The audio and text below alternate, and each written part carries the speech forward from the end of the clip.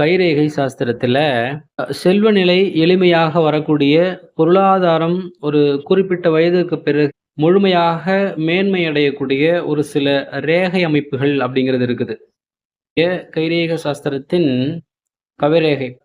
இந்த ரேகையில் பெரும்பாலும் இந்த கவை போன்ற ஒரு அமைப்பு இருக்கக்கூடிய கைரேகை கட்டாயம் ஒரு செல்வ நிலையை பெறக்கூடிய யோகம் நிறைந்த ரேகைகளில் இது ஒன்று.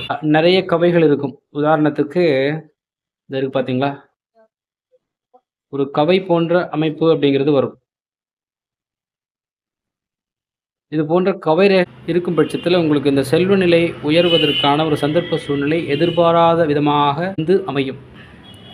இதை நம்ம அதை கவனித்து பார்க்கும்பொழுது தெரியும். இதில் நிறைய கவைரேகைகள் அமையப்பெற்ற சில கைரேகைகள் ஆய்வு பண்ணும்பொழுது அந்த செல்வ நிலையை உயர்த்தி தரக்கூடிய அமைப்பு அப்படிங்கிறது நிறைய இருக்குது.